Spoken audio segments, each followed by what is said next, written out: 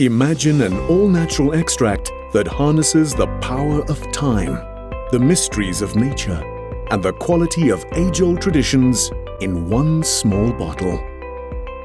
We live in an age where science and sustainability are inseparable, where technology and tradition work hand in hand, where consumers demand that cost-cutting never compromises quality.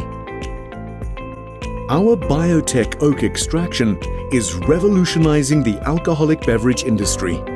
We use 150-year-old French and 90-year-old American oak wood in a molecular extraction process that develops our unique congeners and stabilizers. Our 100% natural USA and EU organic certified products are used by brewmasters globally. Brewshield and Wineshield preserve the unique flavors of beer and wine and extend shelf life. Let us enhance, preserve, and transform the way you do business. The future of brewing and stabilization technology is here. And it starts with Stoke.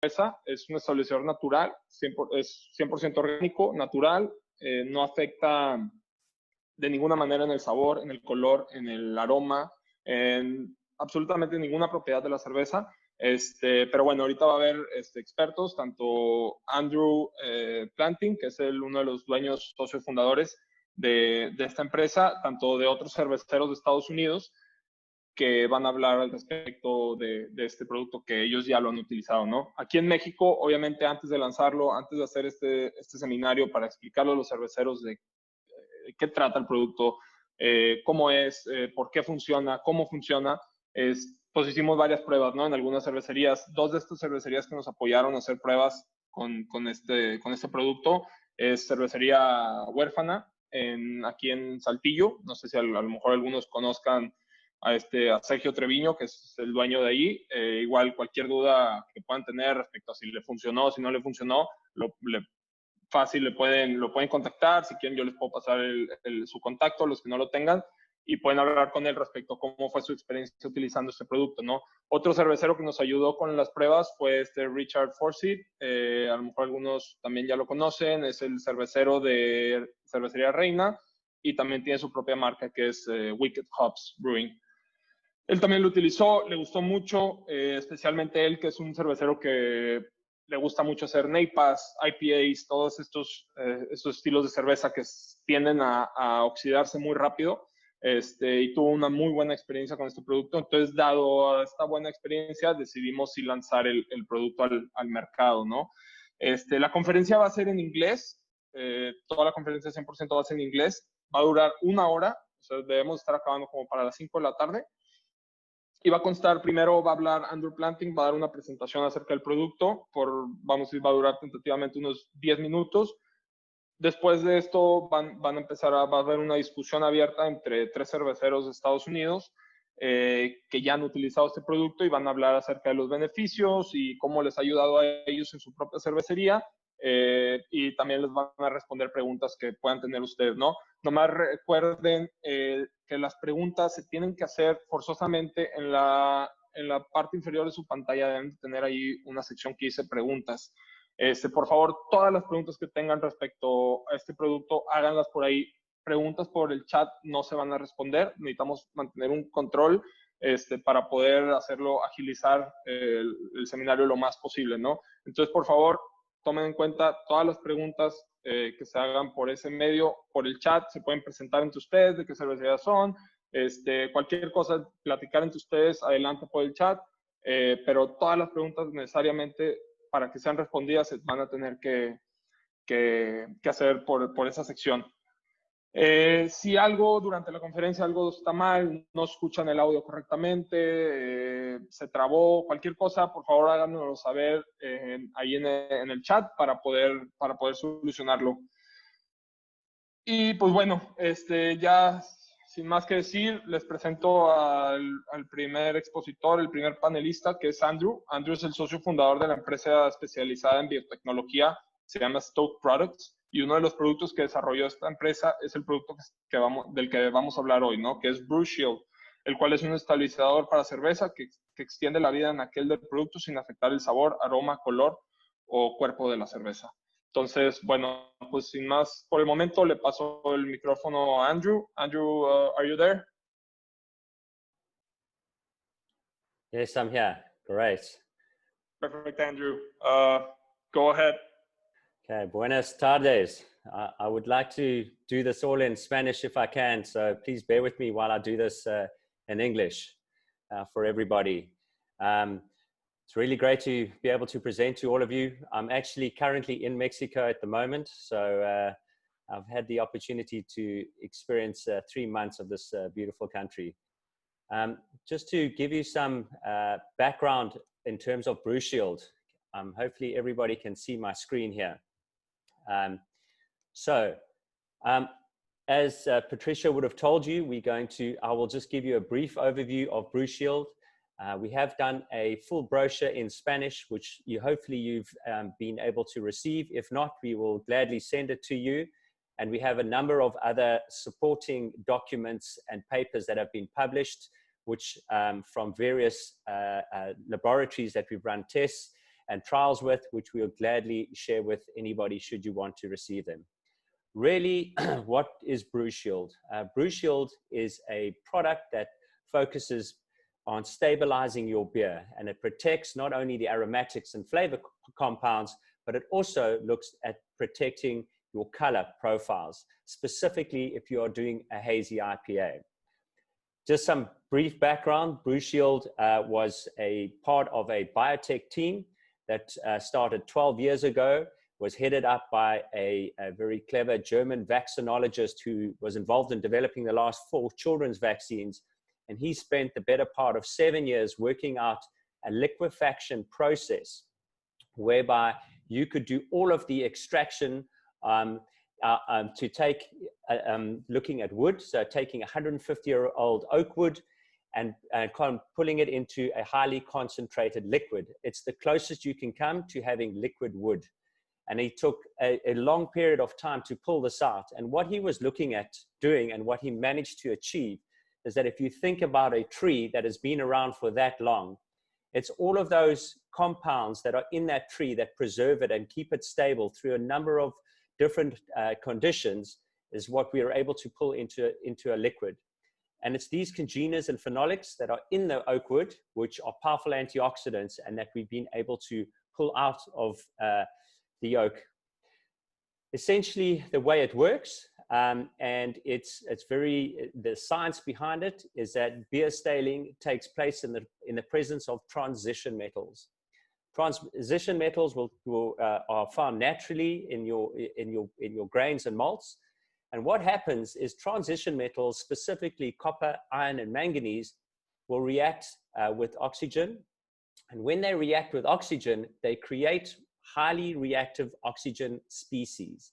And what these things do is they then react with your beer and they lead to the onset of staling or oxidation.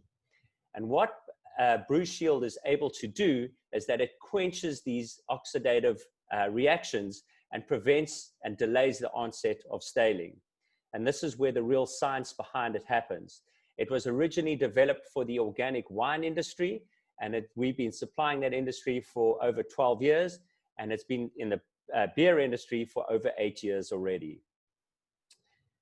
Steve Gonzalez from Stone Brewing, along with Jeremy Marshall at Lagunitas, both ran the same trial originally, which was to test it on a Pilsner. And the reason they tested it on a Pilsner was that it would be the easiest beer to demonstrate whether or not there is any flavor addition. And they were able to show, as the first trial ran out, that it's flavor neutral. In other words, it's not going to impact your flavor at all. It won't add any flavor to your beer, which is very important. So really the science behind it, the original tests that were run were done by SAB Miller.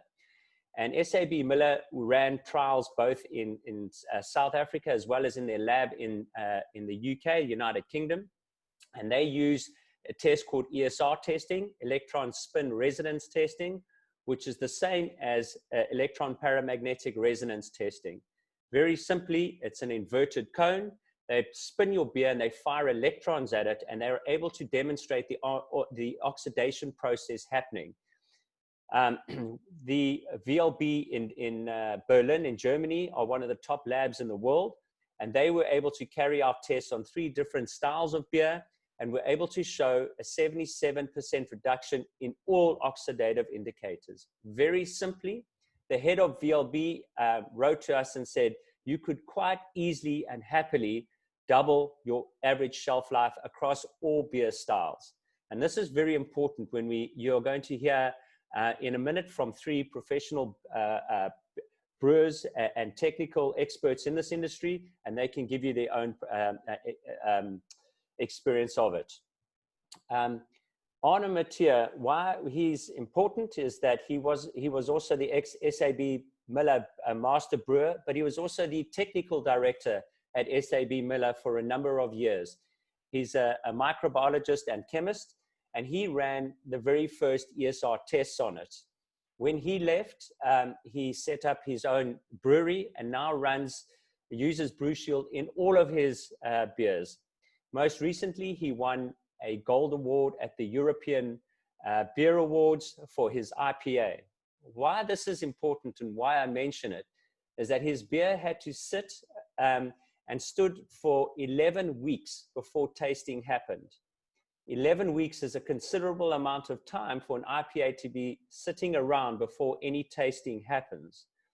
And why that's interesting is that the tasting, when they did it, is that his IPA was voted as the freshest tasting IPA there, which is after 11 weeks. And he credits this, not only, obviously, he makes a great beer, but in terms of being able to hold it, because it had to be transported a great distance, it was sat around in an unrefrigerated container for a number of weeks, and yet it held up all of its flavor and its aromatics for the competition. Chris Garrett is another customer in the US. Why this is very important is that at the beginning of this year, we did a taste test on a hazy IPA that he had brewed using Brewshield, and again, he uses it across all of his beers. His hazy IPA, we tested it, and there was a taste test with a number of people at 6 months. And you will hear from the 3 professionals that 6 months for a hazy IPA is almost unheard of. And this beer held up after 6 months. We tasted it off the tap. It not only held up on its flavor and its aromatics, but very importantly on its color. And you will know that when it comes to a hazy, the color profile starts to deteriorate within 3 weeks. The real craft beer challenges, as all of you know, are a number of issues, from organic materials, but specifically around supply chain and storage conditions. We've heard from a number of brewers that the number one challenge, unless you own your own distribution, is that the moment your beer leaves your brewery, that is when the real challenge starts. Beer gets transported across vast distances and not necessarily always in cold storage conditions either. They get sat around on retail floors, in warehouses, and all of this leads to oxidation, as you're all well aware. The cost of losing a customer due to beer going off is significant. There was a recent report at the beginning of this year in one of the largest brewing magazines. They said for every beer that a customer has a bad experience with, he will tell on average 9 people. So for every bad experience, you have the potential to lose 10 customers. The cost of that is very difficult to quantify, and we'll get onto that in a minute. Fraser Dodge has been using Brewshield for many, many years. He's a beer judge. He's head of operations for Harfield and runs a big operation in Spain. And he was able to, he was the first brewer that was able to achieve great results on all of his beers well past the 12-month shelf life date that he was set for his retail operations. This is an important slide, and it's very important. Why? Because we want to demonstrate how easy Brewshield is to use. It's a liquid. It's a highly stable product. You can keep it in your at ambient or conditions. In other words, just normal conditions. It does not need to be refrigerated. And we recommend adding it at whirlpool. And this is very important, that you can add it in the hot side or specifically at whirlpool, as it needs to be agitated in. Very importantly, and you may have some questions, it will not affect your yeast or your fermentation process. As a natural product, it needs some time to obviously work and develop with your beer too. It's dosed at very, very low rates. I'm very happy that Mexico is with the rest of the world on the metric system, which is great. And it's a very simple and easy measurement to achieve. We dose at 1.5 mils per 1,000 or per liter, and it's very easy to measure out, as the containers come in 5 liters, 25, and 1,000-liter totes. We can give you, there's a lot more on all of this information which we can give you. This is really to give you a background in terms of the application and how easy the dosing is. There's a lot more on the technical information, which I'll gladly send you, should that be of interest to you. And there's a technical sheet that we were able to give you too. We've said the Brewshield will have a 5-year shelf life, which is, and it can go on for many more months than that. But it's obviously important that it doesn't get sat outside in the hot sun like any other product that you have. This is probably the most important slide that we have, an important part of it, because it often comes down to, in the end of the day, is what does it cost? And what you're going to hear in a minute from the 3 professionals is that there is a lot more to consider when you look at the actual real cost of beer. We produced a paper called The Real Cost of Beer, and this was in collaboration with a number of our customers and very well-known brewers in the industry. And what we were able to do in this is to really unpack what the real cost of a beer is. Because the first mistake that a number of people will make is that they will add Brewshield as an ingredient cost. And the moment you do that, you set yourself up for a difficult discussion, because Brewshield is far more than that. When you understand what it adds to your beer, we've been able to demonstrate that it actually adds to your bottom line. In other words, it will increase the value of your beer, because your beer will be able to stay on the shelf longer, it retains its freshness for longer, and you will also hear that you're able to produce more beer and retain it as inventory without having to sell it immediately. And these all impact on the actual cost of your beer, which is very important. So we've done some calculations, and this slide really is just to demonstrate on average the typical cost of what most brewers will pay a premium on to do a beer such as an IPA or any other specialty beer.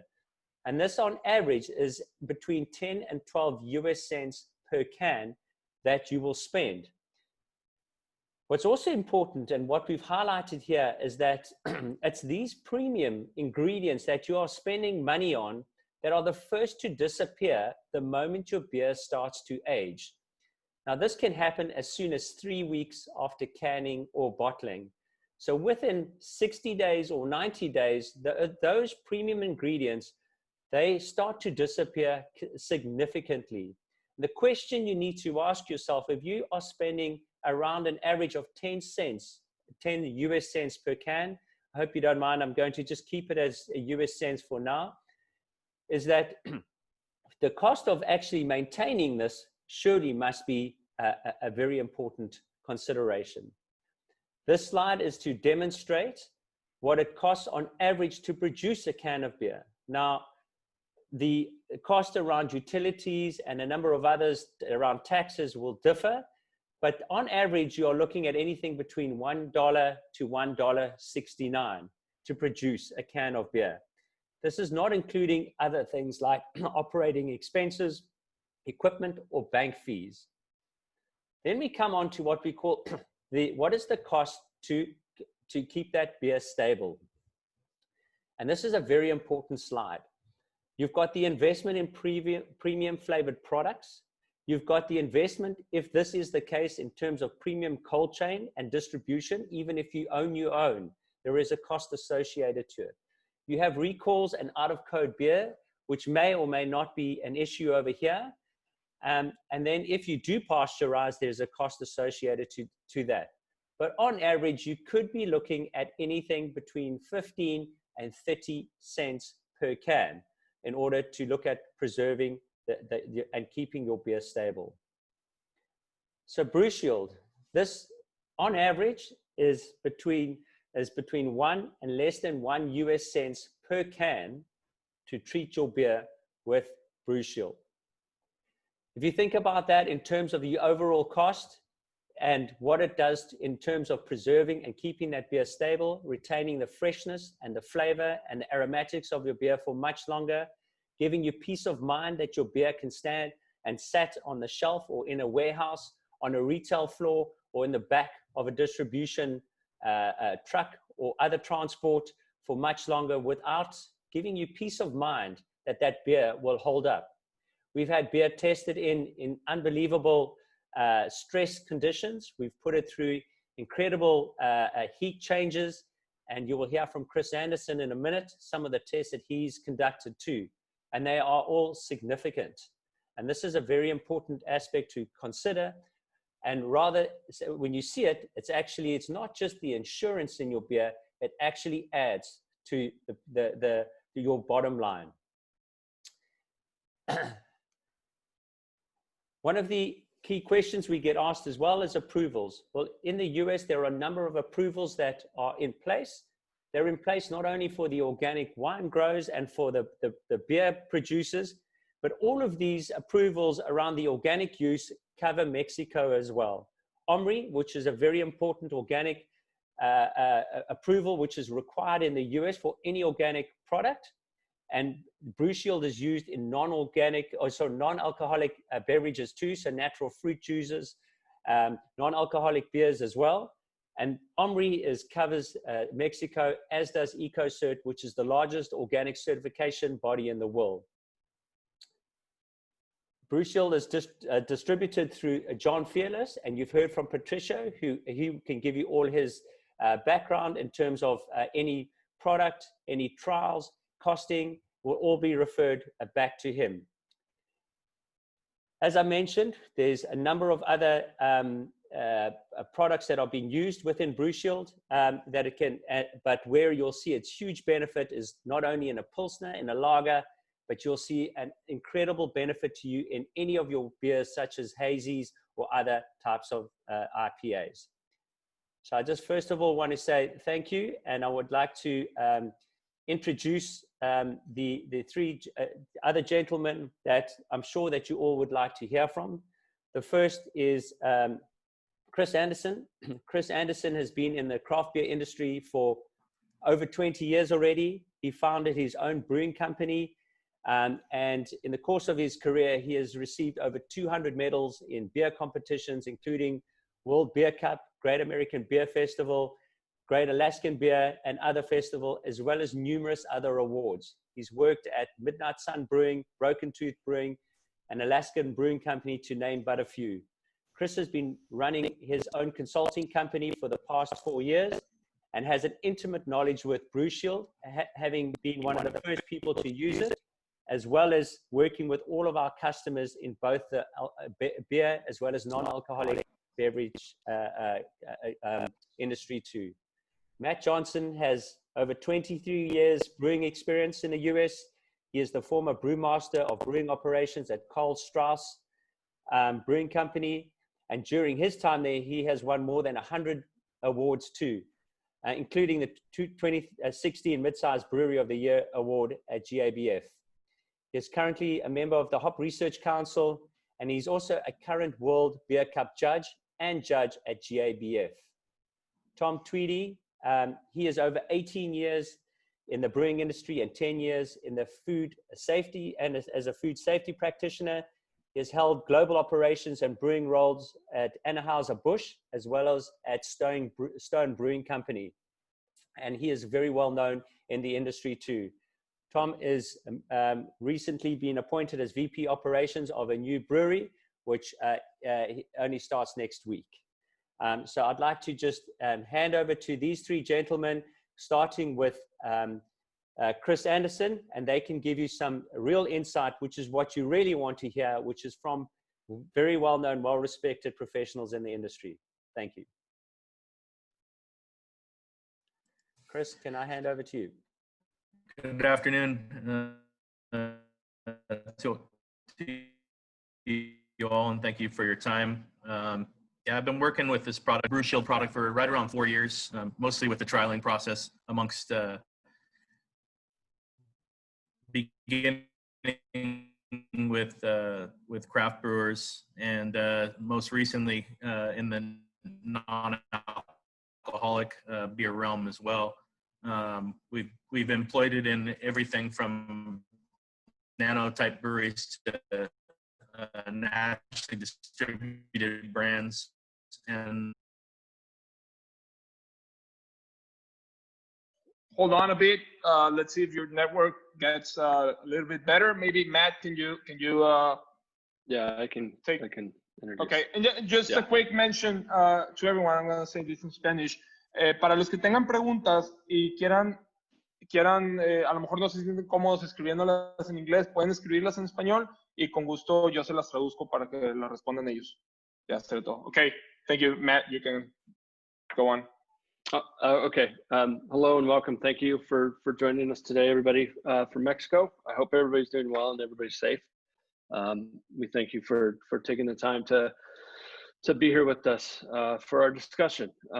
So I met with Andrew a few years back when he was touring the States with his product Brewshield, and he showed me a very similar presentation to what you just got to look at. And at that point, we were having trouble with our double IPA in 22-ounce bottles, really not retaining its freshness on the shelf. Being that you can't really control the distribution network, and those of you who can, that's great, but most of us cannot. Meaning, you can't control whether your beer gets warm, sits in a truck for hours and hours in the heat through the desert. It goes through many different temperature fluctuations. And we were finding that some of our beers that were in 22-ounce bottles and a little bit larger packaging types were going a little stale and losing their freshness, their hop aroma, their hop flavor rather quickly in the market, which left it sitting on the shelf longer and sitting in our warehouse even longer than that. So we tried Brewshield, followed directions just like you said. It's really easy. Put it in Whirlpool, and it showed a great deal of improvement on our shelf stability and our shelf life, especially for beers that tend to go stale or oxidize a little bit quicker, such as double IPAs. So we put it in our big barrel double IPA, and we saw a pretty good or significant difference with the shelf life and the stability of our beer out in the market. We could count on it tasting good and as close to fresh as possible 2 or 3 months down the road. I think we established our shelf life on that beer's 90 days, and it held up for the 90 days, which was great. Before we'd noticed a lot of different places we returned it after a month of it being on the shelf because they said it was oxidized and stale and not good. Once we started using Brewshield in that particular product, it really helped with stability and the freshness of the beer and the way the aroma came through and the way the flavor came through as well.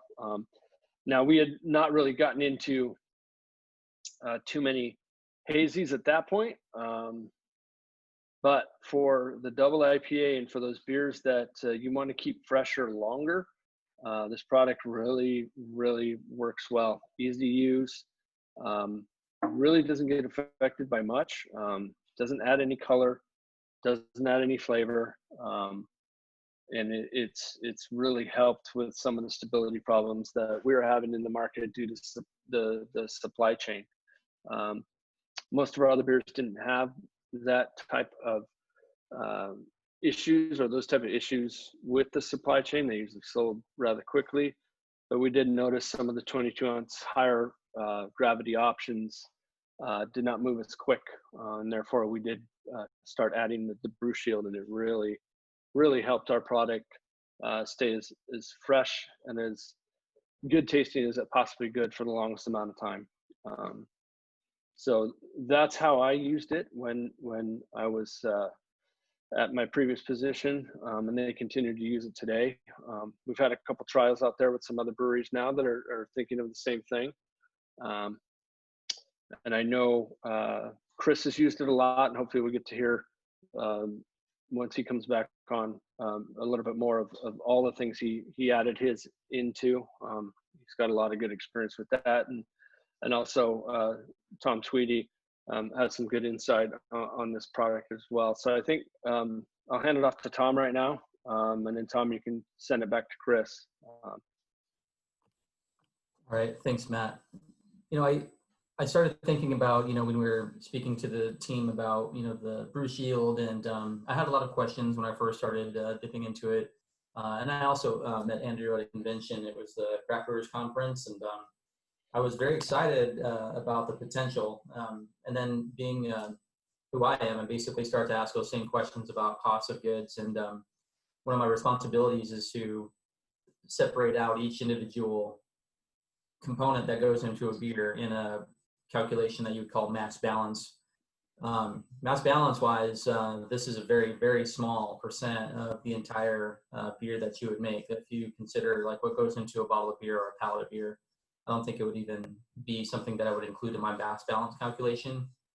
And then I started to kind of think about some of the things that I had run into as far as how can I extend longer runs, right? And so like when this product would enable beer to be flavor stable, to be physically stable for a lot longer than we might be used to, it kind of revolutionizes the supply chain. So for me, I start to think about how much do you spend on the cost of conversion, so like the cost of scrap, and those are things that you consider if you have to constantly dial in and dial out of the beers that you're packaging in your packaging hall. What I mean is we got into the habit in a former company of only packaging how much beer was ordered at the time. Sometimes that was only about 4 pallets of beer. When you package only 4 pallets of beer, you can't really empty out your bright tank. And in the example of like the hazy beers, sometimes you get a stratification effect. And the longer that those beers will sit into the tank, the longer those solids will start to destabilize and cause basically what you would see as sludge into a bottle. This can help against that in many ways. And so one of the ways that I want to touch on is being able to run longer. You think about it in a maintenance sense, when you think about it in like a capital expenditure expense, your machines want to run long. They're designed to run longer runs instead of just like dial in, dialing out. I took a swing at some of the costs and some of the impacts of having to do only shorter runs. So let's say that, in my example of a farmer brewery that I was at, your beer release setup looks like this. And so you would probably start out with deaerated water, chemical flush, let's call it peracetic acid, a CO2 purge, and then a beer pack, where you would use about 4 hec for the piping and then about 8 hectoliters for the bowl. Now these are all manufacturing equipment set points. The cost of that is, so 60 cases a pallet is about 1,440 cans, assuming that you have a 12-ounce. Now 5 hectoliters per pallet or 20 hectoliters for a full run of 4 pallets of beer. You use 12 hectoliters of beer just to dump and do your line prep. If you were able to do a longer extended run, that's more than 4 pallets. If you were able to cycle through your bright tanks and actually just package out everything and know that the beer is going to be physically and sensory stable for longer, then you can escape all that cost and all that expense. And that's what really got me excited because changeovers require manpower. You know, the cost of maintenance. I mentioned high BUD solids going to the drain, if assuming that you're dumping your line prep beer. Cost of chemicals. You know, so like the savings is massive compared to the cost, you know, of Brewshield per can. It's so that's what really got me excited. You know, especially when you start to talk about, you know, being able to run out your Fulbright and being able to calculate out the cost of conversion, cost of scrap, and the sense of a supply chain. So for me, I completely intend on, you know, bringing it in to my new brewery, and I'm excited by that because it's going to cost me a lot less money to produce beer, and that's what the really cost to benefit is to me. And you know, if anybody has any questions and answers on that, I mean, we can talk about the cost of a case of beer and go into the weeds on this, but I think it's best to hand it off to some of the brewing experts. And I think that Chris was up next. Chris. Guys, hopefully I get a more of a stable connection here. Guys will let me know if it's coming through choppy. But yeah, I've probably been using the product, trialing it, and working with brewers on a technical facet for going on 4 years. And through that experience, we've definitely seen a profound effect by the employment of Brewshield in a myriad of different beverages. I've used it everything from a non-alcoholic light lager all the way into you know, a double IPA. I'd say the biggest challenge that brewers are up against is every brewer knows that his own IPA, you know, only tastes good for a certain amount of time. That being said, we all know that we have longer shelf longevity numbers that are associated with those brands. Nobody, even myself, I can tell you my double IPA at my brewery doesn't taste very good past about 35 days. But we also had a 90-day shelf life on it. So that being said, it often leads to that quotient of a silent killer that I think Andrew alluded to, that, you know, that customer that gets that bad beer is going to tell 9 of his friends, and essentially you've lost 10 customers. In industry, we call that a silent killer, because that just dooms your brand. And you know, I can just imagine that Mexico probably has a lot of the inherent challenges that my area, which is very hot. It's the desert. I live in the Coachella Valley in Southern California, which is very inherently full of problems with the whole distribution chain and beers essentially getting warm. So we've also seen impact on color stability. Most recently, we've done a lot of trialing within the hazy beer realm. And I think, as Andrew also alluded to, we've seen some haze stability issues with the advent of hazy IPAs becoming so prominent. We've seen significant, almost double the stability that you would get from your typical hazy beer through most trials, as well as the color of the hazies being more intact.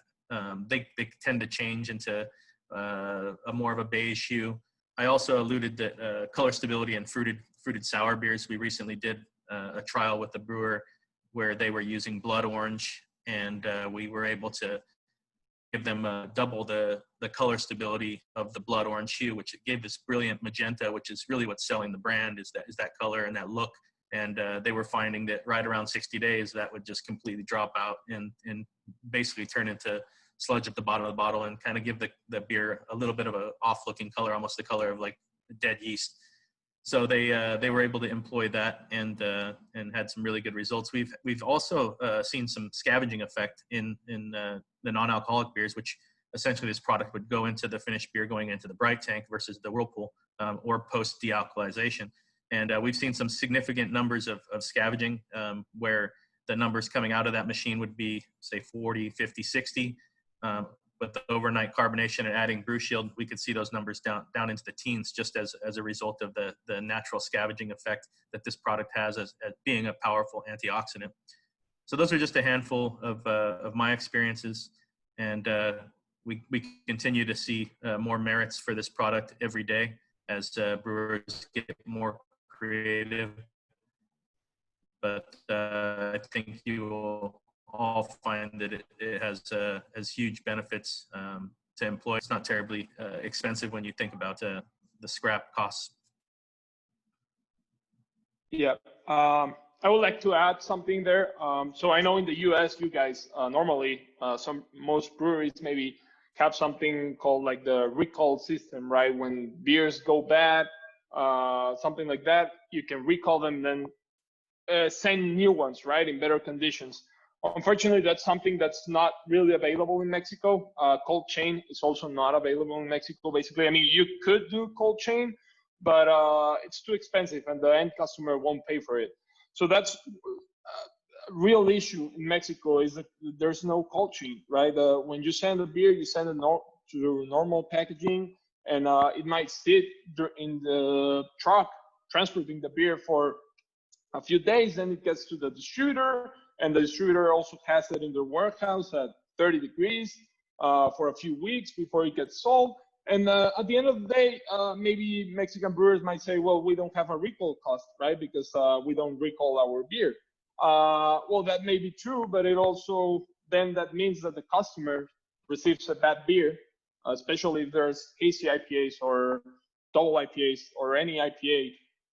They go bad faster, right, than maybe other beers. So even if you don't have a recall cost, your cost, as Chris was mentioning, is the silent killer, right? Like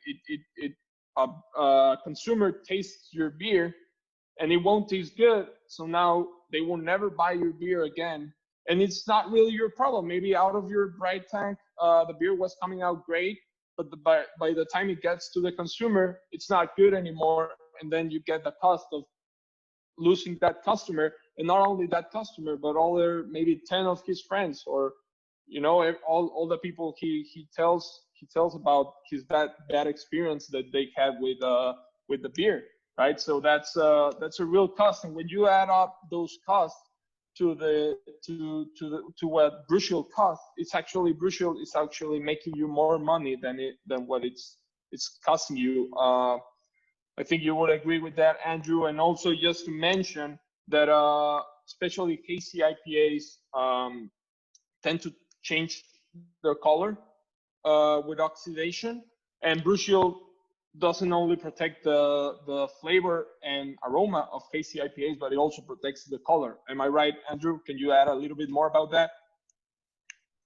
That's correct. So what it does is it does protect your, as you mentioned, your flavor and aromatic profiles, but also your color profiles. And as Chris alluded to in his experience with the blood orange, was able to retain that color for longer. They saw it 12 years ago when we were working in the wine industry, specifically on red wines. They were able to retain the color of those deep, rich red wines for much, much longer. And, from that, it's, in the wine, it will bind to the anthocyanins in that color, but in beer, it acts in exactly the same way. So yes, it will absolutely extend the shelf life of the color profile too. Perfect. And we actually have two questions. I think Chris answered them, but I would like to go back to them. Maybe if some other of you guys have anything extra to add. So Rodrigo Organista is asking, will Brewshield provide protection on beer if bottles undergo a pasteurization process, especially in high hop rate beers? And I mean, the short answer is yes, it will, of course, and it will help with the heat created during the pasteurization process, correct? But it also, another thing to add there, I don't know, you may have something more to add to this, but I think especially IPAs or high hop rate beers, it's even better if you don't have to pasteurize them. Is it like with pasteurization, you lose a lot of that flavor from hops, the flavor and aroma. So maybe you, Andrew, or any of the other guys, could you use Brewshield to substitute pasteurization? Yes, but I'm going to let Chris answer that, because for me, we have a number of customers that don't pasteurize anymore. There's obviously a huge cost associated to that, and there's some other issues which you've alluded to, which is what it does, the damage that it causes to your flavor. Rather hear from Chris. Yeah, there's definitely what you talked about, Patricia, with the stability amongst the heat. I mean, there's kind of two schools of thought. I kind of alluded that maybe the caller was asking about batch and bath pasteurization, where the bottles are actually sitting and submerged in liquid. Those are really, really harmful to beer, and it definitely will help, but that's probably not the most ideal situation in terms of treating beer. I would go back to what Andrew said and say, for sure, we would probably use this in lieu of batch pasteurization or bath pasteurization. That being said, my own personal brand, which is a cider that we're producing, is flash pasteurized when we bring it in for dealkalization, and then we treat it with Brewshield post pasteurization, just as an added kind of reassurance, mostly for DO, dissolved oxygen ingress, but also for stabilization as well in terms of micro, being that this product doesn't contain alcohol or have those abilities that would thwart off microbial infection. Maybe I can just add very briefly into that. So Brewshield has very, very strong, powerful antimicrobial properties too. It's been used in the natural beverage space. There's a customer who's launched through Dr. Pepper's in the US. In order to be called an organic beverage, you're not allowed to use anything unless it's 100% natural. Obviously, we've got the organic certification, and he uses it both as a preservative, as a natural preservative, but also for its antimicrobial properties. There were a number of independent tests done over a forced aging process for 24 months, which is to give it a 2-year shelf life. And the requirement was for 12 months, but he was able to achieve 24 months. But those lab tests were able to demonstrate no microbial growth whatsoever using Brewshield. Nice. So yeah, I mean, short answer, I mean, it does help. Also, if you add Brewshield and then pasteurize, Brewshield will still work. Pasteurization will not affect the Brewshield performance, but it's also even better, especially in high hop beers, to not even pasteurize. The flavor of your beer will be much better without the pasteurization process. And just you use Brewshield on its own, and it should work perfectly to maintain that beer. And then Ignacio Peña asked, will this product work for using clear bottles instead of dark ones? Will it make a difference on the product efficiency if you use one or the other? I mean, Chris already kind of responded to this, but I also just want to add that it definitely should work, even if it will apply it will help the beer not to oxidize as fast, but it's always recommended to anyways, even if you're using Brewshield, to use a darker.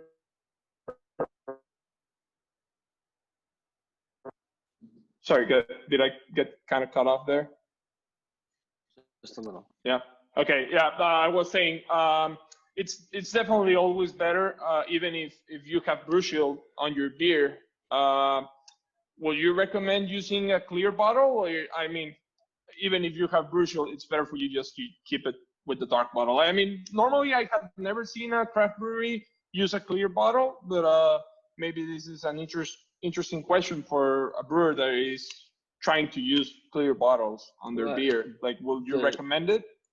The danger with clear bottles, and I think you can see this with any beer that's in a clear bottle, and I'm sure we all know of certain brands that are in clear bottles, is the light struck aspect of it. The UV light reacts with the hops that are in the beer, and that gives it that skunky type of aroma and flavor. And way back in brew school, we did tests with this. We left beer in clear bottle that wasn't even that hoppy out in the sun for 5 minutes, literally 5 minutes, and tasted side by side with one that wasn't in the sun. Completely light struck, completely skunk flavor and aroma, really ruined it. So no, it's not recommended that anybody put their beer, whether it's craft beer or not, in clear or even green bottles, because ultraviolet light can get through that green bottle as well. Now, Brewshield obviously will will help with the oxidative effects and the stale part of any beer in any bottle. But and correct me if I'm wrong, Andrew, but I don't think it has anything to do with ultraviolet light and the effects of light struck beer. So yeah, as Matt said, you know, it's not recommended at all to use clear bottles because, you know, it's not the wonder product to fix everything, you know, but UV light is, as Matt's alluded to, it's going to affect your beer for sure. There are some different hops you can use that are supposedly light stable. So if you have like a tetra hop or iso hop, then you can save some of the oxidative or some of the light strike effects, but it would be a different recipe. Perfect. Andrew, we're right on time. We have 5 minutes left, probably. If you have something to add, we don't have any more questions. If you have something to add before I close. Just very briefly, I would like to reiterate what Matt said. Thank you very much for joining us and for giving us the opportunity to talk about Brewshield. And hopefully you found this informative and useful. If you have any queries, you can contact Patricio directly. All distribution will happen via him. All pricing, any other information you would like, he has available. As I mentioned in the beginning, we have additional technical papers that we have, if that is of interest to anybody. They are in English. The brochure is in Spanish, but if you would like to see it and it would be useful, please let us know. And then obviously from a personal point of view, I want to just say thank you too for giving us the opportunity.